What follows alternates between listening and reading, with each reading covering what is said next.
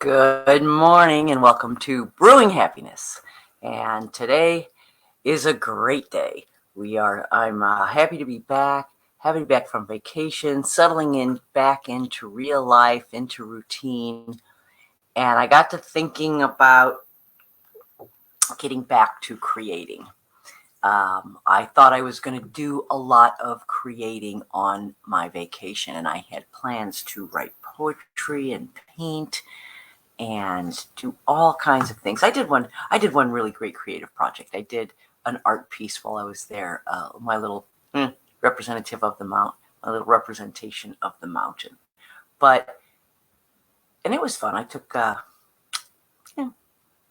driftwood, pen nailed it all together, did a little painting. Very fun. But the truth is, while I had okay, I'm going to show you a picture of my here because I now I learned to share. And now I love to share my screen. Right? Yeah, that's what I did. This is not a great picture, but you can see just a little picture of putting some driftwood together and painting. Put some sticks on it to represent the crazy roads we drove, and painted some things to represent the lakes that we visited. Just a lot of goofiness, right? Left it there at the resort for them to enjoy. Anyway, I guess the point I wanted to make though is that I did a lot more consuming than I did creating. My plan was to do a lot of creating on my vacation, and that just didn't work out that way. It's okay. I'm not complaining. I'm not even feeling bad about it, but it just led me to the observation to start thinking about, as you start thinking about how you spend your time and time management and how we get to all the things in our lives that we want to do. For me, I know that's a real problem for me. My list of I want tos is far longer than my I have time for. So I took all kinds of art supplies with me, like I said, with the intention to create, but it was such a beautiful, relaxing time. I ended up not doing as much creating as I wanted to. Again, this leads me to thinking about how we spend our time in two ways. I'm a little bit babbling this morning because I'm not that prepared, but that's all right. It's just me and the camera. Anyway, consuming versus creating is the conversation that I'm having with myself, is the discussion or the thought centers that are coming to me at this time. I mean, let's talk about we need both, right? There's time in our life, and I think I just proved that with this weekend or this week of vacation. There's time to do both, or there are times appropriate for both, but we need to be aware of which side of that coin we are on, right? So consuming is recharging. Sitting around watching Netflix, you're consuming. Checking your phone to see if you got messages, you're consuming, right?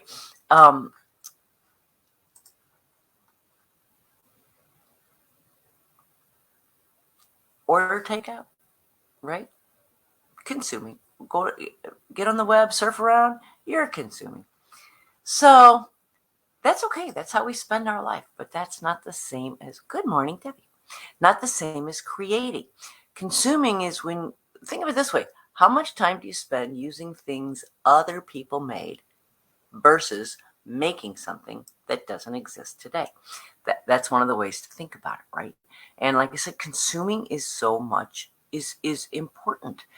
We need to recharge. We need to relax. Sometimes, in fact, in the Western society today, consuming is kind of our default position, right? We're busy. We're busy people. We got families, we got jobs, we got responsibilities. We're always going somewhere. There's always an errand to be run. There's always a chore to be taken care of.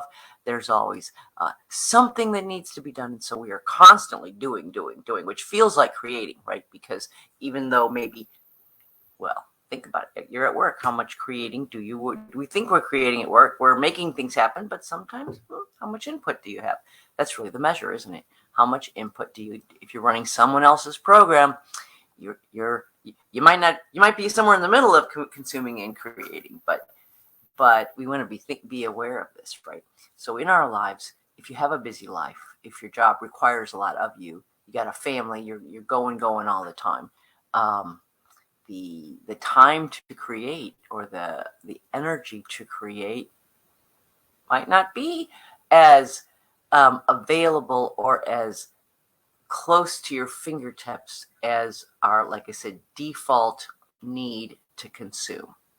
So when we finally let down, finally step away from go, do, and it's time to be, well, we do kind of choose consuming versus creating, because it requires less of us, right?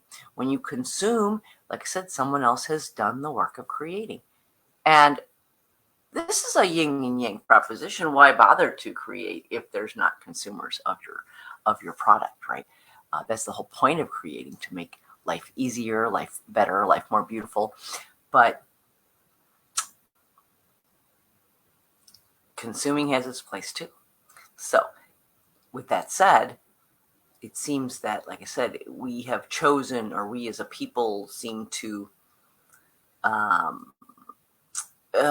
we seem to have the default position. We go straight to consuming. When you get a few minutes to yourself, what do? Who has the energy to create, right? So we go to consume. We flip on the Netflix. We watch the YouTube. We check our phone. We surf the Facebook. We do things that there's so many entertainments and distractions and diversions and consuming opportunities available to us every day. It's almost difficult not to fall into that pattern. It's almost impossible not to take advantage of those things. Yesterday we talked about books and the ancient days when information was so rare and so precious and required so much to attain, as opposed to today's world, where more information than you need, than you want, than you can possibly understand and consume is available at your fingertips 24/7, no matter what. So we're living a different life these days. And like I said, we default to consuming. And that's okay. That's all right. Consuming is necessary. It's recharging. It's sometimes it's so happy to have something. Sometimes you're so happy to not have anything required of you, that all you really have to do is sit and absorb. That's relieving. It's relaxing. And sometimes it's all the energy we have left at the end of the day, right? But then there's creating. Life is about creation. And I'm talking about creating anything, not creating. I'm not talking about you have to create a masterpiece, piece of art, right? What's creating? Creating a meal, creating a clean house, creating a happy family, creating a well-adjusted children. Those are all parts of creating. Anytime we are putting ourselves into it, we are having input. We are making things different. Maybe we didn't create it from scratch. Maybe we took something that existed and made it better. All part of creating, right? Creativity is, what is it? The use of our imaginations, our original ideas. It's the process of making something that does not yet exist, or would not exist if it were not for you bringing that vision in your brain out into the world. It's something new, something useful, something beautiful. Creativity, that's our power. It's a power, the power to create. The power to create something brand new is within every single one of us. And our inclinations, our talents, our ideas, the experiences are going to lead us to all create something different. But creating is what we do. Creating is one of the pillars that sets us apart as human beings, right? Is to create something for the sheer delight of creating. So, we have a creative impulse. we know it's hardwired into us, this creative impulse, this creative genius. Everyone has it. This is not creative genius. Let's be really clear. Creative genius is not limited to the well-known artists of the world, right? It is not the purview of only rock stars and high fashion and high fine art. It is inside of each one of us. Everybody has talent.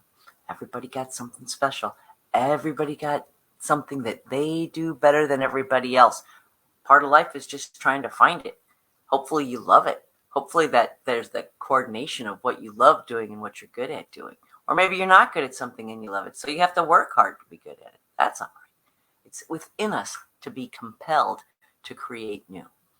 It's a feature of the human experience, right? And creativity allows us to be innovative. Creativity is what we use every day. You're using creativity every day, whether you're creating a piece of art or not, right? But anytime you got to solve a problem, you got to come up with a good answer. You have to write out some thoughts and to present some thoughts. Creativity is what you are leaning on. It broadens your perspective, right? Creativity pushes your thoughts into new areas and new ways of thinking in your head. So it expands your own mind, expands your own thinking, expands your opportunities, expands your vision, right? You don't even know everything that's in there lying, waiting to just unfold as a creative thought in your head. The truth is we live such busy lives, and we're so caught up in the stress and the moment to moment get her done society, right? Where, like I said, there's always another chore, there's always another errand, there's always something that we need to think about that we should be doing, right? That thinking, that mindset, that constant forward motion does not leave space for creativity. Creativity requires a little relaxation, a little calm, maybe a little boredom. I think of it as every brain's all filled up, but you got to leave a little space. And in that little space, that's where creativity grows. So, how do we use our brains when we create? We have the areas of creativity. There's 3 areas in our brain that we use for creativity. This is fascinating. So we have the executive action network, or they might call it the central executive network. And this is how we pay attention, right? This is how we focus, how we pay attention. This is just executive functioning, thinking, making decisions. It involves this part of our brain is communicating with the outer regions, the nether regions of the prefrontal cortex. This executive network is communicating with the prefrontal cortex, where all this action is happening.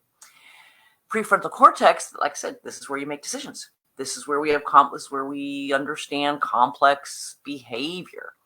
Also in here, you have, working inside your executive network, your parietal lobe. It's kind of in the back here, in the back of this area. Decision making. Parietal lobe, which is spatial sensory information. It's touch, navigation.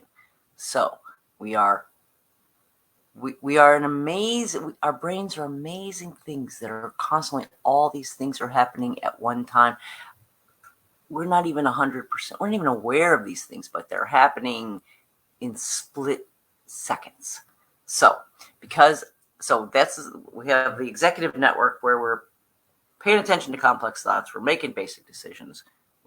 We're navigating life as what we touch and what we see, navigating through the day, right?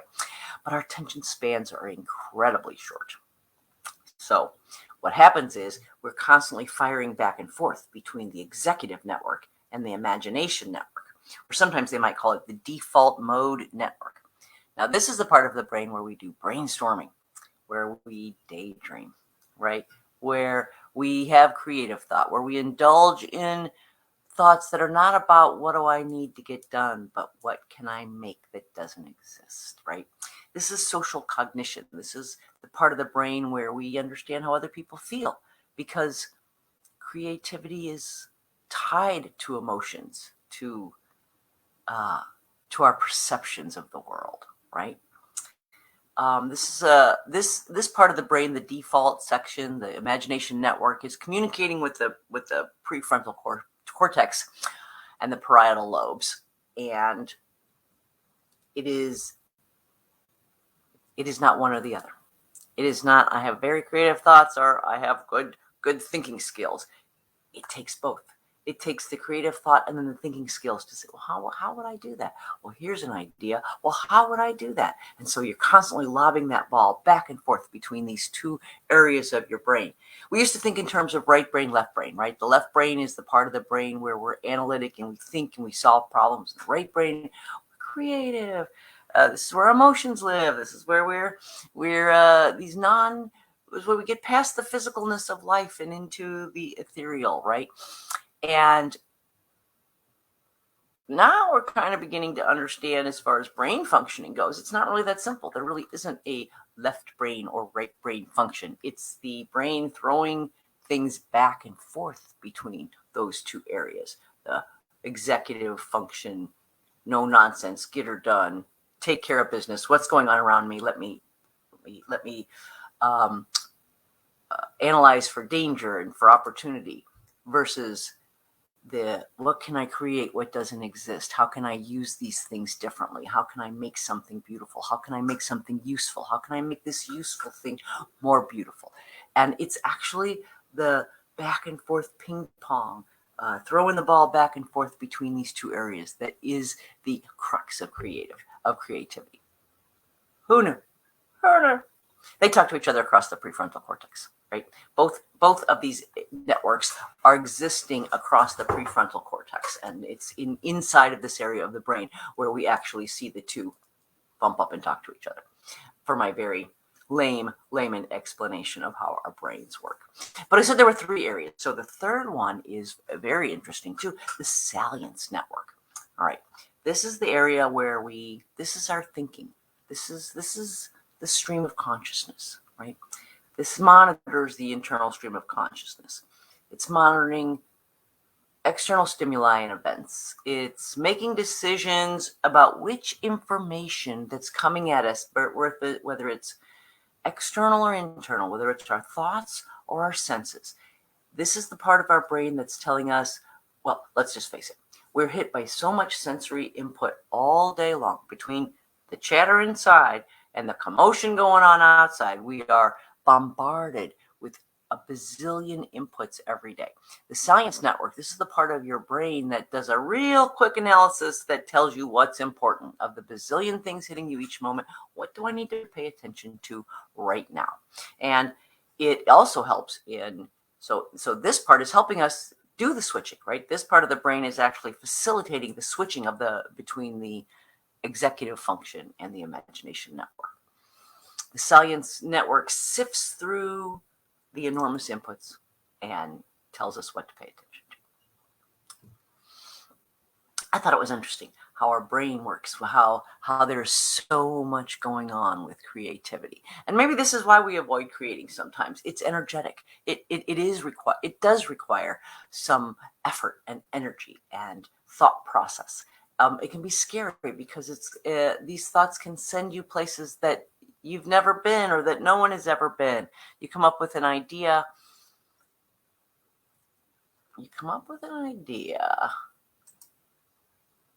Wait, hold on, please. I was on the mountain, and there was all this wood around me. Everywhere you went, there was wood, pieces of wood laying around. I'm going to say this was a little bit of a close encounters of the third kind moment for me. When I'd been walking, I'm a compulsive wood picker-upper. I carry a bucket or a basket with me wherever I go, just because who knows when you're going to see some interesting piece of wood or something interesting that you want to keep. So I picked up wood. We've been walking in the woods, and I had a picnic table covered with my pieces, and I just had this vision. I had this vision of what I was going to do with these pieces of driftwood. And I learned to use a brad nailer, which is just a fun little tool that you just, and a little tiny brad, a little tiny piece of metal holds the two things together. So I didn't even have to deal with glue too much. So anyway, Close Encounters. I felt this need to put this together. I felt compelled to make this vision that was in my head become reality. And look at it. I don't know if you can even see it. Let's see if we can get a better picture of it. It's Goofy. It's driftwood stuck together with some pieces of tree in it, and I made a few little signs. It's just silly. But let's see. How do I do that? Okay, come back to me. But creativity, right? Sometimes is not just the idea, but the urge to make it become reality. So the interesting thing is studies show a very strong correlation between creativity and happiness. Why are we talking about creativity? Not just because I love it, not just because the world needs more art, all true. Not just because it makes, not just because it's a good for your thinking skills, all true, but because it's good for you. It makes you happy. Multiple studies show strong correlation between creativity, art, well-being, and happiness, right? The British Journal of Clinical Psychology published a study, showed those involved in art-oriented activities. Now, you don't even, this is just being around art, but art-oriented activities. That's like, we're going to assume that's making some art. Wow. Had a boost in positive emotions, reduction in negative emotions. How happy is Dad down in the basement working on his birdhouses? Anybody that just gets lost in their own little world, of their own little creative world, and that's where they go whenever they got a spare moment, striving to be that person, right? University of Otago, I'm not even sure what that is, showed that those who had creative pursuits, those who had a creative pursuit in their life, showed more positive feelings in general, which drove more creative pursuits. That's right. What do we have here? We call it we're not the vicious cycle. We're back to the victorious cycle. We're happy, so we feel like creating. We create something and it makes us happy. So we're happy, so we feel like creating. That's the cycle of life, the cycle of happiness. Now, Drexel University found when people did more art, and we're just talking even doodling, right? Coloring in a coloring book. We're not talking about you got to go out and become Michelangelo. No, we're talking about you get you one of those adult coloring books and some colored pencils. Or even simpler, you take your pencil and you doodle on the side of your notebook, right? People involved in these kinds of activities showed in brain studies a boost in pleasure pathways, right? We like it. Additional blood flow to the brain, to the reward centers, make you feel happier. And it actually makes you feel more confident about your art. The more you do it, the more confident you are about it. Here's my doodle. This is what I did, right? The more confident you feel about it. And again, the happier you are about the more increase you have. There's an increase in your desire to make more art. That's right. So this is true. They found out this was true for both artists and non-artists, not just for artists. This is good for everybody. One factor that links creativity and happiness is empathy. Empathy for others. When we focus on applying our talents to help others, it makes us happy. And then, but it's also true that once our empathy is enhanced, that once we have more empathy, again, the victorious cycle, we feel more like art. We're more creative. We have more creative thoughts. We are connecting with others when we create art. In your heart, when you create art, it's not just for you. It's something you want to share. So you are engaging in empathy, connecting with others, even if you're just doodling on your page. So, how do you get to be more creative? Everybody wants to be more creative. How do you do it? Well, number one, unplug and get bored. That's right. Find you some time and some space. Creativity leaps from space. There's no space for creativity when your brain is full all the time. Don't you love my visual brain? And then when you make some boredom, you make a little space. and a little room for something new, right? A bored mind is searching for stimulation. And so where do you go? It creates its own entertainment, and there is, when none is offered, your brain will be happy to accept any entertainment. Let's go back to consuming. Turn on the Netflix, the brain is happy to sit back and absorb. Yeah, we're all lazy, right? But without that input, in a situation where kind of looking around, what am I gonna do with myself? Appreciating this great day, but what's next? Your brain fills in the gaps. That's where creativity comes from, because your brain will entertain itself. And in doing so, you might be really surprised with the fantastic ideas you come up with. Daydreaming, ideas, plans, right? Another way to help improve creativity is to get physical. Studies show over and over that physical exercise increases the blood flow and the oxygen to your brain, sharpens your mental clarity. Movement itself, body movement, moves us. It's just a fact. Moves us out of our analytic, survival, flight or fight self to our objective, to our subjective, relaxed, creative state, right? To our creative self. You want to get creative? Just doodle. Don't think, don't plan. Just pick up a pencil and start letting it take itself where it wants to go. You don't even have to have a plan of what you're going to draw. Just put the pencil in your hand and start moving it. It'll take over. Trust me, your brain will take over. Your hand will start making things. The doodles will start turning into things, because your subconscious mind will go, oh, here's something to do. And it'll jump into gear, and it'll send messages that'll, maybe even unbeknownst to you, travel down to the end of your arm, to the end of your pencil, and pictures will start, or things will start coming out of it. Works for me. Make it a judgment-free zone. Make sure when you sit down to do this creativity that your little inner critic, I'm not a very good artist. I really can't draw. I don't really like the pictures I draw don't look like what I want. Stop it, right? This is a time for expression and acceptance, and everything flies. There are no bad ideas.